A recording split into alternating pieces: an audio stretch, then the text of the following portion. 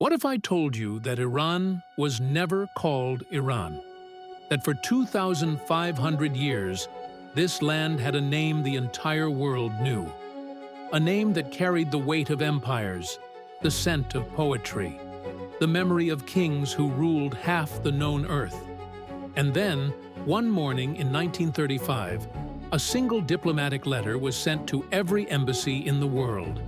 And just like that, the name was gone, replaced, officially, permanently.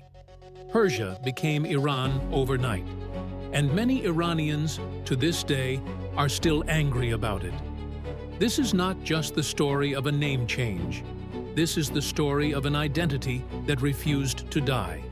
And why, when you ask someone from Tehran where they are from, they will often look you in the eye and say, Persian. If you want to understand the civilizations that still shape our world in ways we barely notice, subscribe to Pages of History. Now, let's go back, all the way back. Because to understand why Iranians are still fighting over a name, you need to understand what that name once meant.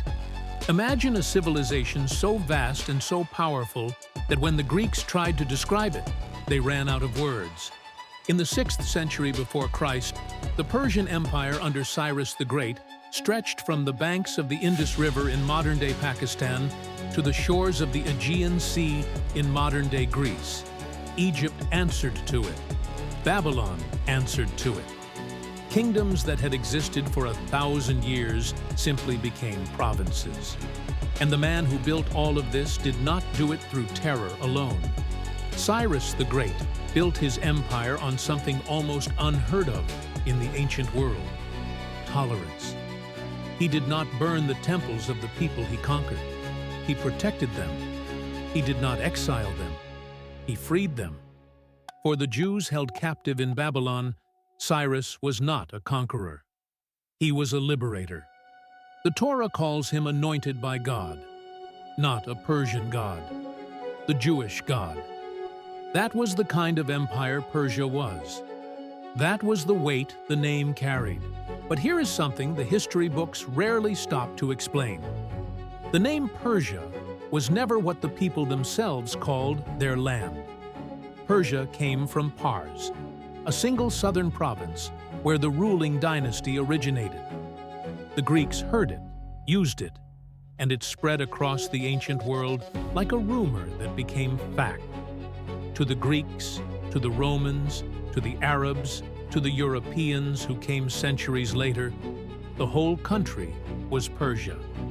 But to the people who lived there, breathed there, wrote their poetry there, and buried their dead there, the land had always been Iran, derived from the ancient word Arianum, the land of the noble ones.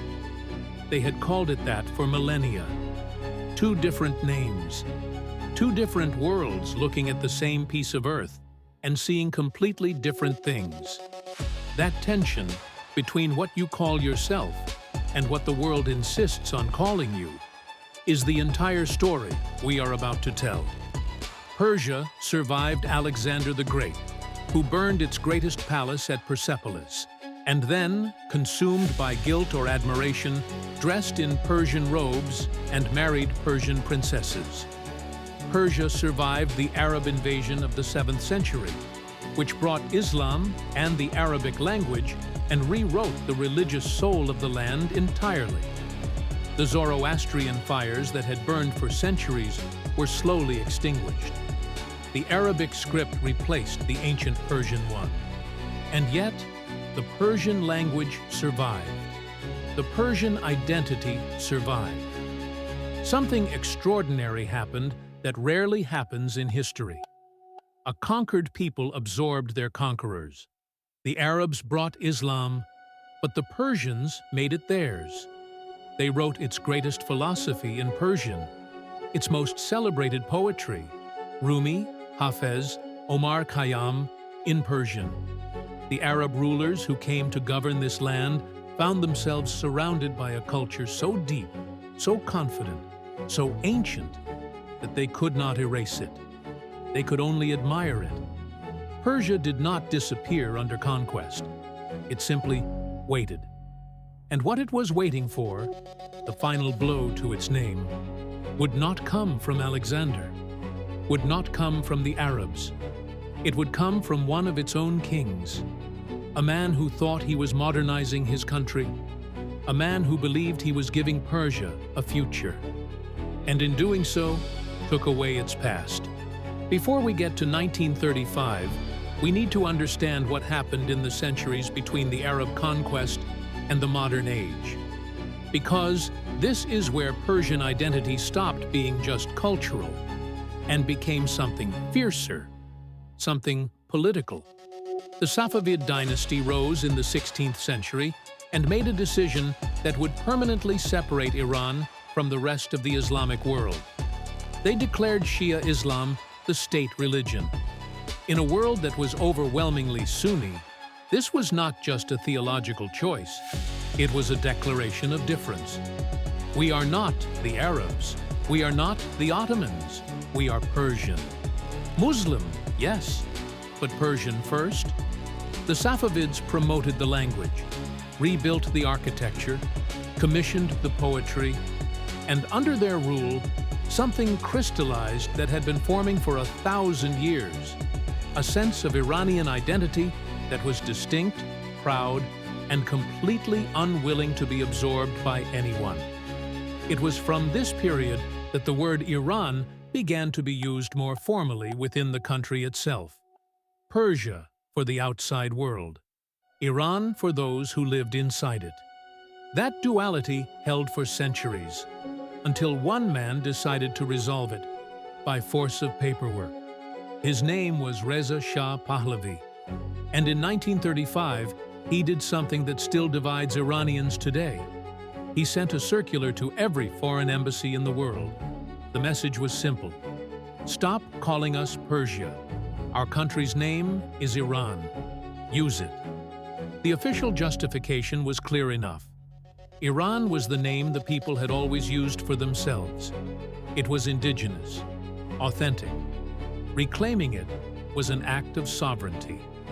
Reza Shah was also acutely aware of how the West saw Persia, as exotic, as ancient, as backward.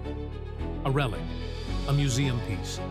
He was trying to modernize his country at extraordinary speed, building roads, railways, universities. He wanted a new image to go with a new nation. Iran sounded modern. Persia sounded like a carpet in a French drawing room. But many Iranians were furious, because Persia was not just a foreign label they were shedding. It was 2,500 years of identity. It was Cyrus and Darius. It was Persepolis. It was the empire that had challenged Greece and Rome and the Arab caliphates and survived all of them. Abandoning that name felt, to many intellectuals, many ordinary people, many who had grown up with that history as their inheritance, like an act of self-erasure, like burning your own library to prove you can read something new. And here is the paradox that still lives today. After 1935, Iran became the official name. After 1979, when the Islamic Revolution transformed everything, when the Shah was overthrown and the Islamic Republic was born, Iran became associated in the Western mind with something entirely different. Hostage crises, sanctions, geopolitical tension, fundamentalism. The warm, ancient, romantic image that the word Persia had carried, the poetry, the architecture, the carpets, the civilization, retreated entirely. It survived, ironically, only in the word Persia, which is why, today, when you meet someone from Iran at a dinner party in London or New York or Mumbai, they will often introduce themselves not as Iranian, but as Persian. And the reason is not confusion. It is not ignorance of geography. It is a deliberate choice, a reaching back, a quiet insistence that they are more than what the news says they are, more than what the sanctions and the headlines have reduced them to. They are the descendants of Cyrus the Great, the heirs of Hafez and Rumi, the children of an empire that once held half the world in its hands. If that framing is new to you, share this video with someone who needs to hear it, because this is exactly the kind of history that changes how you see the world. And so here we are, a country with two names, a people with two identities sitting inside the same body. Iran on the passport, Persia in the heart. The official name won in 1935, but the unofficial name, the ancient one, the proud one, never truly lost. It simply went underground.